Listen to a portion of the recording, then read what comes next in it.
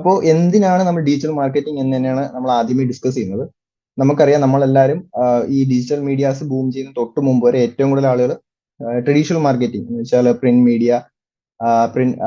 Media അതുപോലെ TV ads, radio ads, അങ്ങനെയുള്ള traditional marketing methods ആയിരുന്നു ഫോളോ ചെയ്തുകൊണ്ടിരുന്നത്. അതിനുശേഷമാണ് ഈ ഡിജിറ്റൽ പ്ലാറ്റ്ഫോമുകൾ, ഇന്റർനെറ്റിന്റെ ഒക്കെ ബൂമിന് ശേഷം ഈ ഡിജിറ്റൽ മീഡിയാസ് കൂടുതൽ ഈ മെയിൻ ഫ്രെയിമിലേക്ക് വന്നത്. അപ്പോഴാണ് ഈ ഡിജിറ്റൽ മാർക്കറ്റിംഗ് എന്നുള്ള കോൺസെപ്റ്റ് ബിൽഡ് ആയത്. പക്ഷെ ഇന്നത്തെ കറണ്ട് നമ്മൾ ഈ കൊറോണ എന്ന് പറയുന്ന വലിയൊരു പാൻഡമിക്കിനൊക്കെ ശേഷമാണ് ഏറ്റവും ഡിജിറ്റൽ മാർക്കറ്റിംഗിന്റെ ആവശ്യകത ചെറിയ ബിസിനസ്സുകാർക്ക് പോലും മനസ്സിലായത്. അതുവരെ വലിയ രീതിയിൽ അത്രയും ഇൻഡെപ്ത് ആയിട്ട് ചിലപ്പോൾ മാർക്കറ്റിങ്ങിനെ കുറിച്ച് നോളജ് ഉള്ള ബിസിനസ്സുകാരൊക്കെ എന്താണ് ഡിജിറ്റൽ മാർക്കറ്റിംഗ് അന്ന് ഒരു കാലത്ത് ചെയ്തുകൊണ്ടിരുന്നത്. ഇപ്പം ഈ ഒരു പാൻഡമിക് ഒക്കെ വന്നതിന് ശേഷം എല്ലാം ഒരു ഓൺലൈനിലേക്ക് സ്വിച്ച് ആയപ്പോഴാണ് എല്ലാവർക്കും അതിന്റെ ഒരു ഇമ്പോർട്ടൻസ് മനസ്സിലായത്, ഡിജിറ്റൽ മാർക്കറ്റിംഗിന്റെ ഏറ്റവും വലിയ ഇമ്പോർട്ടൻസ് മനസ്സിലാക്കി. അതുകൊണ്ട് എല്ലാവരും ഇപ്പം അവരുടെ ബിസിനസ് മസ്റ്റ് ആയിട്ടും ഒരു ഡിജിറ്റൽ പ്രസൻസ് ഉണ്ടാക്കാൻ വേണ്ടിയിട്ട് ശ്രമിക്കുന്നുണ്ട്, എല്ലാവരും അത് ചെയ്യുന്നുണ്ട്. ഓക്കെ, അപ്പം എന്തിനാണ് ഡിജിറ്റൽ മാർക്കറ്റിംഗ് എന്ന് പറയുകയാണെങ്കിൽ നമ്മൾ ട്രഡീഷണൽ മാർക്കറ്റിംഗ് വെച്ച് നോക്കുമ്പോൾ വൈഡർ റീച്ച് ആൻഡ് ആക്സസിബിലിറ്റി ആണ്. കാരണം ട്രഡീഷണൽ മാർക്കറ്റിംഗിന് നമ്മൾ എക്സാമ്പിൾ പറയുമ്പോൾ തന്നെ ഇപ്പൊ TV ആയാലും ഈ പറയുന്ന ബിൽ ബോർഡ്സ് ഒക്കെ ആയാലും അതിനൊക്കെ ഒരു ലിമിറ്റേഷൻ ഉണ്ട്. പക്ഷെ ഡിജിറ്റൽ മീഡിയ എന്ന് പറയുമ്പോൾ ഇപ്പം നമ്മൾ കേരളത്തിൽ ഒരു 3.5 കോടി ജനങ്ങളെ കൺസിഡർ ചെയ്താൽ അതിലൊരു 90% ആൾക്കാരും അല്ലെങ്കിൽ 80 to 90% ആൾക്കാരും മസ്റ്റായിട്ടും ഇപ്പം സോഷ്യൽ മീഡിയ ഉപയോഗിക്കുന്നവരാണ്. അപ്പൊ നമുക്ക് വളരെ ലോ കോസ്റ്റിൽ, ഇപ്പൊ കോസ്റ്റ് എഫക്റ്റീവ് ആയിട്ട് നമുക്ക് ഈ വൈഡ് റേഞ്ചിൽ നമുക്ക് ഓഡിയൻസിലേക്ക് എത്താൻ പറ്റും. അതും ടാർഗറ്റഡ് മാർക്കറ്റിംഗ് എന്ന് പറയുമ്പോൾ നമ്മൾ കമ്പയർ ടു ട്രഡീഷണൽ മാർക്കറ്റിംഗ് ആണെങ്കിൽ നമ്മളൊരു ബിൽ ബോർഡ് വെക്കുന്നു, ഒരു സ്പെസിഫിക് ലൊക്കേഷനിലാണ് നിൽക്കുന്നത്. അവിടെ നിൽക്കുന്ന പോകുന്നവരും വരുന്നവരും എല്ലാവരും നമ്മുടെ ബിൽ ബോർഡ് കാണുന്നുണ്ട്. അതിൽ നമ്മളെ ആഡ് കാണുന്നത് നമുക്ക് ആവശ്യമുള്ളവരാണോ വേണ്ടാത്തവരാണോ ഒന്നും നമുക്ക് വ്യക്തമായ ഒരു ഡേറ്റ ഇല്ല.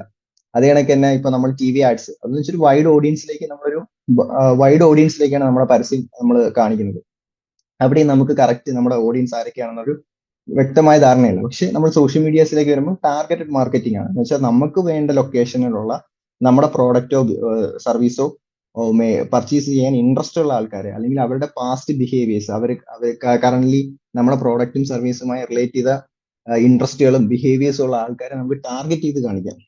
അതുകണക്ക് തന്നെ അത് മെഷറബിൾ റിസൾട്ട് ആൻഡ് അനലിറ്റിക്സ് എന്ന് വെച്ചാൽ നമുക്ക് ഈ കാണിക്കുന്ന നമ്മുടെ നടത്തുന്ന ഓരോ ആക്ടിവിറ്റീസ് ആയാലും, നമ്മൾ നടത്തുന്ന ക്യാമ്പയിൻസ് ആയാലും പ്രൊമോഷൻസ് ആയാലും എല്ലാം നമുക്ക് എന്ത് ചെയ്യാം, നമുക്ക് അതിന്റെ റിസൾട്ട് മെഷർ ചെയ്യാൻ പറ്റും. അതിനെ നമുക്ക് അനലിറ്റിക്സ് എന്ന് വെച്ചാൽ അനാലിസ് ചെയ്യാൻ പറ്റും. കാരണം നമുക്ക് പല ടൂൾസ്, സോഷ്യൽ മീഡിയ ടൂൾസ് ഉപയോഗിച്ചും അതിനൊക്കെ തന്നെ പല ഗൂഗിൾസിന്റെ തേർഡ് പാർട്ടി ടൂൾസ് ഒക്കെ വെച്ചിട്ട് നമ്മുടെ മാർക്കറ്റിങ്ങിനെ നമുക്ക് അനലൈസ് ചെയ്യാൻ പറ്റും. അത് എന്തുമാത്രം ആൾക്കാർ കാണുന്നു, ആളുകൾ എന്ത് ടൈപ്പ് ബിഹേവിയേഴ്സ് ആണ് നമ്മുടെ പരസ്യം കണ്ടിട്ട് നമ്മുടെ വെബ്സൈറ്റിലോ നമ്മുടെ സോഷ്യൽ മീഡിയസിലോ വന്ന് എടുക്കുന്നത്.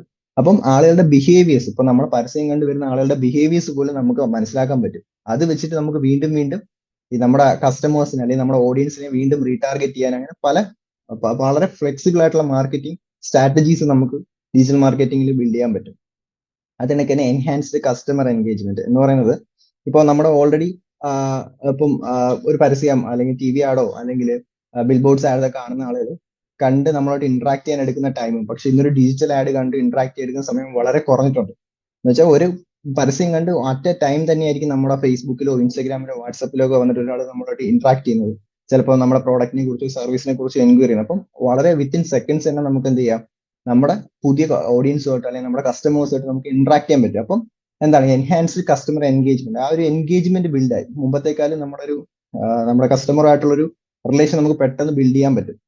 പിന്നെ കോമ്പറ്റീറ്റീവ് അഡ്വാൻറ്റേജ്, കാരണം നമുക്ക് ഇപ്പോഴത്തെ ഈ ഡിജിറ്റൽ മാർക്കറ്റിംഗ് സെനേറിയയിൽ നമുക്ക് നമ്മുടെ കോമ്പറ്റീറ്റേഴ്സിനെ സ്റ്റഡി ചെയ്യാനും അവരെ ബെഞ്ച് മാർക്ക് ചെയ്തുകൊണ്ട് നമുക്ക് പുതിയ സ്ട്രാറ്റജീസും മെത്തേഡ്സ് ഒക്കെ ട്രൈ ചെയ്യാനും ഈ ഒരു ഡിജിറ്റൽ ഫീൽഡിൽ തൊട്ട് മുന്നത്തെ ട്രഡീഷണൽ മാർക്കറ്റിംഗ് കൂടുതൽ എളുപ്പമാണ്. ഓക്കെ,